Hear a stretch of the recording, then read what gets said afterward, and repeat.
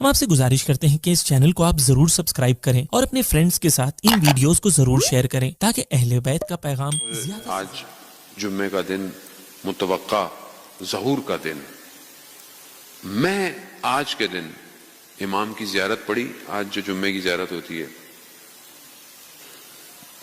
ایک ہی دن ہوتی ہے نا امام کی زیارت، تو کتنی بڑی زیارت ہے. میرے خیال میں 5 منٹ زیادہ ہیں، 2-3 منٹ لگیں گے اگر آپ وہ زیارت پڑھیں. پورے ہفتے میں میرے پاس 3 منٹ ہیں، 2-4 منٹ ہیں کہ میں اپنے وقت کے امام کی زیارت پڑھوں. اس کا مطلب ہے کہ میں نے امام کا انتخاب نہیں کیا اپنی زندگی میں. حالانکہ یہ تو بہت چھوٹی سی چیز ہے، مطلب کوئی اتنی بڑی چیز نہیں ہے. آپ اگر ہفتے میں تھوڑی جی ایک زیارت پڑھنی ہے امام کی، بس اور کیا. لیکن مجھے لگتا ہے کہ یہ تھوڑی دیر بھی امام نہیں ہے میرے پاس، تو پھر میں کیسے بیوی کے اطاعت کروں گا کہ جنہوں نے اپنی پوری زندگی اپنے امام کے لیے قربان کر دی. امام کے لیے قربان کی نا. اور ان کو کیا محل چاہیے تھے، ان کو باغ چاہیے تھے. اصل میں سب مسئلہ امامت کا تھا. جو اپنا سب کچھ دے دیں، جو ہر شب سائل کو دے دے پورا گھر، وہ باغ ان کو زمین دے گی کچھ. اصل مسئلہ امامت کا تھا. آج امام میری زندگی میں کہاں ہے؟ آج میں امام کو یاد کرتا ہوں، امام کے لیے تڑپتا ہوں، یا امام کے لیے کوشش کر رہا ہوں کہ نہیں کر رہا.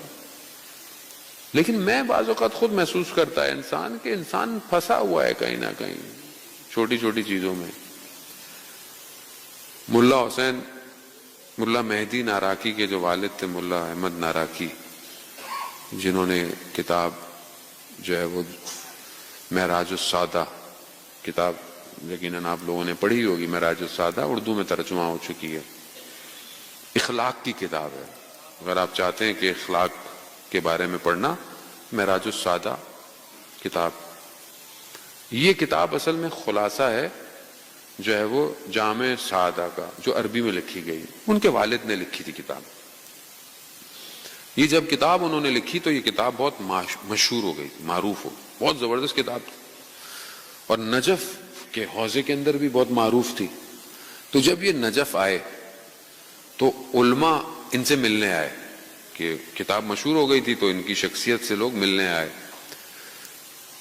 اگر کوئی نہیں آیا تو ایک عالم نہیں آیا ملنے، اور وہ سید مہدی بحر العلوم، جو بہت بڑے عالم تھے اپنے زمانے کے، کہ جن کے بارے میں شیخ عباس، شیخ قمی جو کہ قم المقدسہ میں دفن ہے، وہ کہتے ہیں کہ ان سے کہ میں اور آپ دونوں ساتھ پڑھتے تھے، لیکن آپ کے پاس یہ اتنا خاص کیا ہے اور یہ کیسے ہے کہ جو میرے پاس نہیں ہے.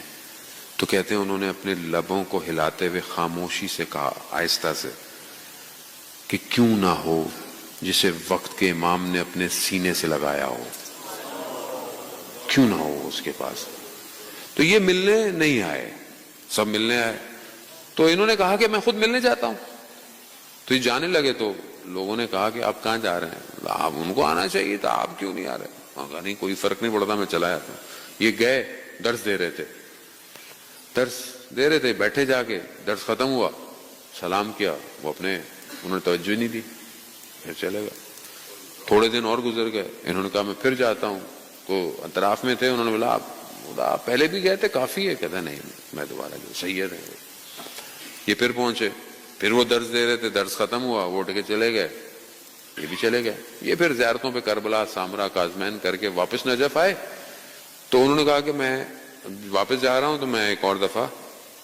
تو جو اطراف میں تھے کہنے لگے بس کر دیں، اتنا انسان آپ کو وہ توجہ ہی نہیں دے رہے ہیں اور آپ جو ہے وہ جائے جا رہے ہیں. انہوں نے کہا نہیں، کوئی بات. یہ جیسے ہی چلنے لگے تو سید کو پتہ چل گیا کہ یہ آ رہے ہیں. تو کہتے ہیں کہ ننگے پاؤں کوچے تک آ کر انہیں لینے آئے اور آ کر بٹھایا اور پھر گفتگو کی، اور پھر ان سے کہا کہ آپ پوچھیں گے نہیں کہ آپ پہلے آئے تھے 2-3 دفعہ، میں نے آپ پہ توجہ نہیں دی؟ کہا نہیں. کیوں؟ کہا میں دیکھنا چاہتا تھا یہ جو کتاب اخلاق کی آپ نے لکھی ہے، وہ اخلاق آپ میں پایا جاتا ہے یا نہیں؟ اب انسان ظاہر میں تو کتنا ہوتا ہے کہ میں ایسا، لیکن جب انسان فیس کرتا ہے سارا اخلاق بہ جاتا ہے. اللہ اکبر. یعنی کتنا آدمی ہوتا ہے لیکن جب کسی سچویشن میں گھرتا ہے، کہیں غصہ آ گیا، کہیں کچھ آ گیا، آپ کہتے ہیں یہ وہی شخص تھا. وہ یہ واقعاً اخلاق کے مظہر تھے. یہ ظاہراً چھوٹی سی بات ہے لیکن ہمارے اندر نہیں ہے. اب یہ چھوٹی چھوٹی چیزیں ہی انسان بناتی ہیں. انسان ایسے ہی بنتا ہے، درگزر سے، تواضع سے، جھکنے سے، عزت سے، کہ میں نے آپ کی پہلے بھی خدمت میں عرض کیا. ہم اپنے وجود کو کیسے کریں عزیزان محترم؟ وقت کا امام ہمیں بلا ہے. عزیزان محترم، امام تک پہنچنا ضروری ہے. ہم امام کے لیے کوشاں کتنے ہیں، ہم محنت کتنی کرتے ہیں. علی محضیار کہ جو 20 سال حج کرتا رہا، کیوں؟ کہ میں کسی حج میں امام کی زیارت کروں. آپ جانتے ہیں کہ امام ہر سال حج پہ جاتے ہیں، امام زیارت کرتے ہیں. بغیر امام کے وجود کے حج ممکن نہیں. 20 سال اپنی زندگی کے امام سے ملاقات نہیں ہوئی. تھک گیا. پھر پیغام بھجوایا گیا، آؤ حج پہ آؤ. جب حج پہ پہنچا، طواف کر رہا تھا تو شخص آیا، کہا امام نے بلایا ہے. کہہ رہے پہاڑوں کو طے کرتا ہوا مکہ کے ایسی جگہ پہنچا کہ اس نے کبھی وہاں دیکھی نہیں تھی. ایک ہریالی ہے، خیمے لگے ہوئے. امام کی خدمت میں پہنچا. جیسے ہی اندر داخل ہوا، امام نے دیکھتے ہی کہا کہ ہم تمہاری زیارت کے مشتاق تھے. کتنی بڑی انسان کے لیے خصوصیت ہے کہ امام خود فرمائے کہ ہم تمہارے دیدار کے مشتاق تھے. اللہ اکبر. کاش ہمارا بھی کوئی عمل ایسا ہو کہ امام کی صدا آئے کہ ہم تمہاری زیارت کے مشتاق ہیں. اللہ، واقعا تڑپتا ہے دل انسان کا. یوسف زہرا ہے. علی محضیار نے کہا مولا میں 20 سال سے آ رہا ہوں، آپ کہہ رہے ہیں کہ میری زیارت کے مشتاق تھے، میں تو آ رہا ہوں. تو امام فرماتے ہیں کہ تمہارے اور ہمارے درمیان تمہارے اعمال تھے، تمہارا اپنا عمل تھا جو میرے اور تمہارے درمیان میں رکاوٹ ہے.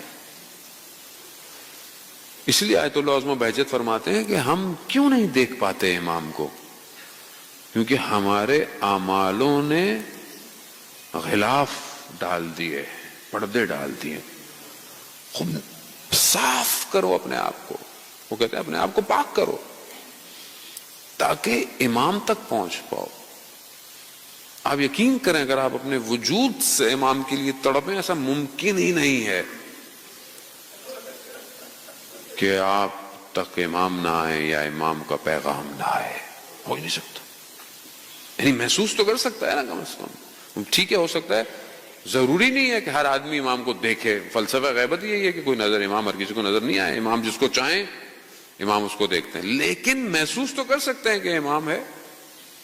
محسوس تو کر سکتے ہیں نا کہ آپ اپنے وجود سے کہ میرا امام زندہ ہے، میرا صاحب زندہ ہے.